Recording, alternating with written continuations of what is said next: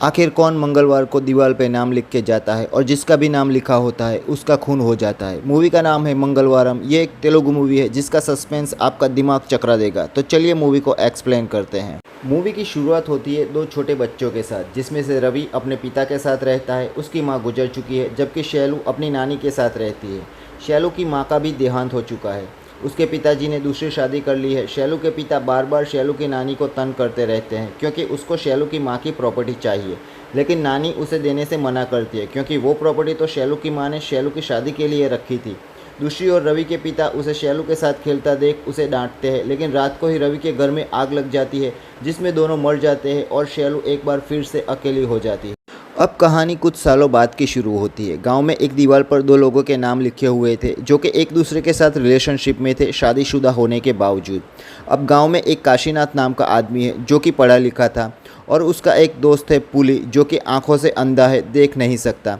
उस दीवार पे क्या लिखा है ये पूछने पर काशीनाथ उस औरत के पति को बताता है कि उसकी पत्नी का संबंध किसी और के साथ है, ये लिखा है।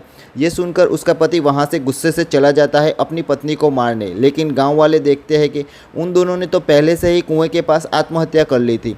केस को इन्वेस्टिगेट करने एसआई माया वहां पहुंचती है और उसे शक होता है कि ये आत्महत्या नहीं हत्या है। गांव में एक फोटोग्राफर है वासु। लाश की फ़ोटो खींचने के लिए उसे बुलाया जाता है। घबराया हुआ वासु वहां पहुंचता है और लाश की फ़ोटो खींचता है। एसआई माया लाश को पोस्टमार्टम भेजना चाहती थी, लेकिन गांव वाले उन्हें कहते हैं कि ज़मींदार प्रकाश बाबू से पूछे बिना वो लाशों को नहीं ले जा सकती। ये है ज़मींदार प्रकाश बाबू जो कि अपने पिताजी से बहुत गुस्सा है क्योंकि वो सिर्फ नाम के ही ज़मींदार है, उनके पास कुछ नहीं है। और ये है उनकी पत्नी राजेश्वरी देवी। राजेश्वरी देवी हर वक्त पूजा पाठ में रहती है, जबकि दूसरी ओर ज़मींदार नास्तिक है।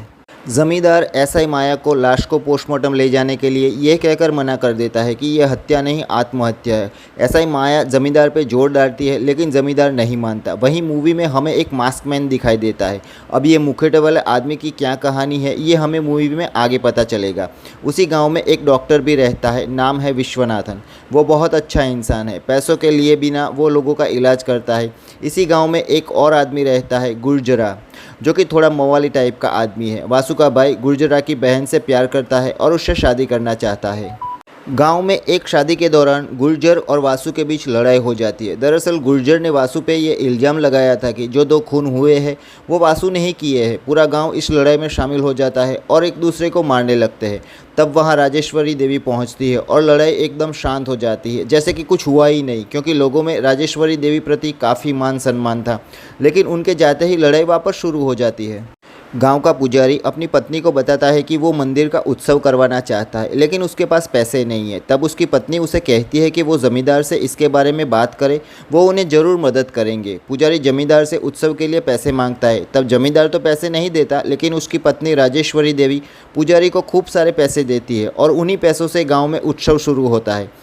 उसी उत्सव के दौरान हमें एक औरत नजर आती है जिसके दोनों हाथों और सर पे ज्योत जल रही थी और वो दौड़ रही थी।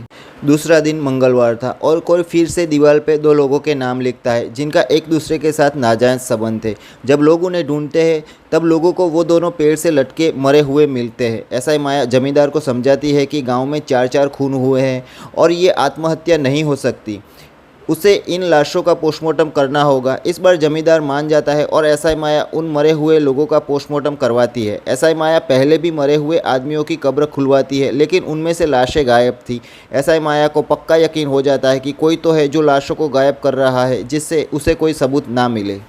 अब ये सब मंगलवार के दिन हो रहा था, तो गांव के लोग रात को गश्त लगाते हैं और एक आदमी को दीवार पे लिखता हुआ पकड़ लेते हैं। अब ये आदमी और कोई नहीं, फोटोग्राफर वासु का भाई था। उसे पकड़कर पुलिस को सौंप देते हैं। उसी रात को विश्वनाथन खेतों में कुएं के पास से गुजर रहा था, तब उसे शालू की आत्मा दिखाई देती है। विश्वनाथन को देख के वो कुएं में गिर जाती है। अब हमें शालू की बैक स्टोरी दिखाई जाती है। शालू अब जवान हो चुकी थी। वो जिस कॉलेज में पढ़ती थी उसी कॉलेज के प्रोफेसर से उसे प्यार हो जाता है और इसी प्यार के चक्कर में वो प्रोफेसर से रिश्ता बनाती है। लेकिन कुछ समय बाद उसे पता चलता है कि प्रोफेसर ने दूसरी लड़की के साथ शादी कर ली थी। तब वो प्रोफेसर से मिलती है। प्रोफेसर उसे कहता है कि तुम जैसी लड़की से मैं शादी नहीं कर सकता, तुम सिर्फ संबंध बनाने के काम में ही आ सकती हो, और शैलू को बुरा भला कहकर वहाँ से चला जाता है। ये सब सुनकर शैलू पूरी तरह टूट जाती है। दूसरी ओर उसकी नानी का भी देहांत हो जाता है। अब शैलू पूरी तरह टूट जाती है और प्लेजर पाने के लिए गाँव के मर्दों के साथ संबंध बनाती है। गाँव का कोई भी आदमी उसके साथ कुछ भी कर सकता था। जब जमींदार को ये बात का पता चलता है कि शैलू गाँव के मर्दों को बिगाड़ रही है, तब जमींदार उसे गाँव से निकालने का आदेश देता है। गाँव वाले शैलू को पत्थर मारकर गांव से भगा देते हैं। लेकिन दूसरे दिन खेतों के कुएं में से शैलू की लाश मिलती है। गांव वाले शैलू की लाश को बाहर निकालते हैं। कोई उसे अग्निदाह देने के लिए तैयार नहीं होता तो विश्वनाथ ये जिम्मेदारी ले लेते हैं।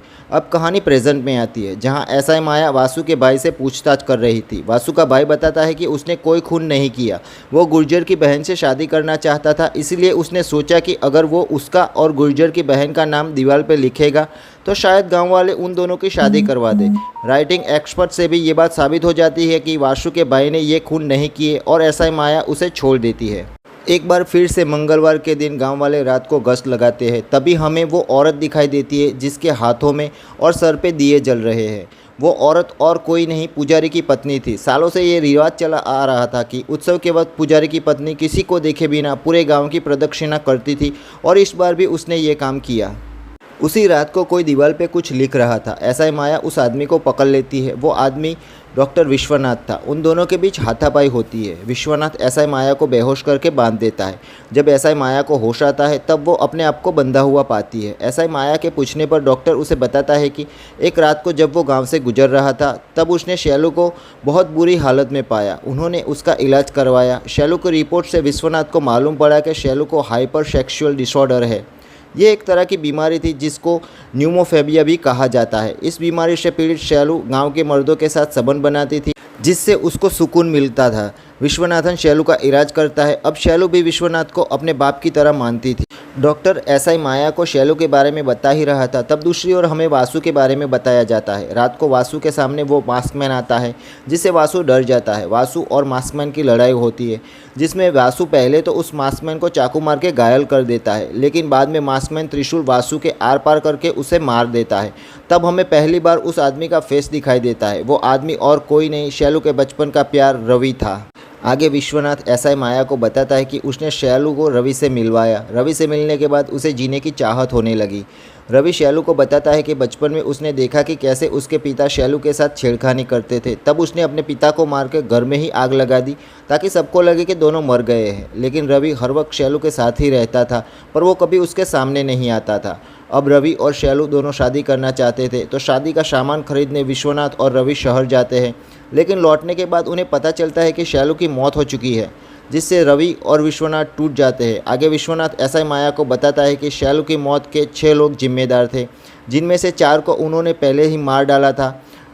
5वां था वासु, जिसको रवि ने मार डाला, और बचा हुआ आखिरी इंसान राजेश्वरी देवी है। उसका और वासु का नाजायज संबंध था। उस रात शैलू ने उन दोनों को साथ देख लिया था, तो राजेश्वरी देवी, वासु और राजेश्वरी देवी के और 4 वफादारों ने साथ मिलकर शैलू को मार डाला और कुएं में धकेल दिया। जमींदार घर के बाहर से माया और विश्वनाथ की बातें सुन लेता है और अपनी पत्नी के बारे में सुन के वो गुस्सा होकर वहाँ से चला जाता है। माया के पूछने पर विश्वनाथ कहता है कि अब वो राजेश्वरी देवी को मार के खुद को सरेंडर कर देगा। जब वो जमींदार के घर पहुँचता है तब वो देखता है कि जमींदार ने ही अपनी पत्नी को जलाकर मार डाला है। दूसरी ओर रवि भी उसी कुएं में कूदकर अपनी जान ले लेता है जिस कुएं में शैलू मर गई थी। अगली सुबह माया जमींदार से राजेश्वरी देवी के मौत के बारे में पूछती है, तो जमींदार उसे कहता है कि गाँव वालों की भलाई के लिए उसने अपने प्राणों की आहुति दे दी। माया को भी शैलू के प्रति प्यार उभर आता है और वो सबको छोड़ देती है और गांव से चली जाती है। राजेश्वरी देवी ने मरने से पहले जमींदार को घायल किया था, तो विश्वनाथ उसका इलाज करने आता है। तब जमींदार उसे बताता है कि उसने उसकी और एसआई माया की बातें सुन ली थी, जिससे उसे अपनी पत्नी के बारे में पता चला और उसने उसको मार डाला। लेकिन जब शैलू की मौत हुई तब तो वो शहर गए हुए थे, तब उन्हें कैसे पता चला कि शैलू को उन 6 लोगों ने मारा था। असल में पुल ही वो आदमी था जिसने विश्वनाथ और रवि को शैलू के मौत के बारे में बताया था। पुली गांव में रहकर अंधे की एक्टिंग करता था ताकि उसे कोई काम न करना पड़े और खाना भी मिल सके। सब खत्म होने के बाद हमें मूवी में दिखाया जाता है कि फिर से कोई दीवार पे 2 और लोगों के नाम लिख के चला गया था। तब हमें उसी कुएं में शैलू और रवि की आत्माएं दिखाई जाती है और लिखा आ जाता है कि टू बी कंटिन्यू। शायद इसका दूसरा पार्ट भी आएगा। अब तक के लिए बस इतना ही। मिलते हैं अगले वीडियो में, तब तक के लिए गुड बाय, टेक केयर।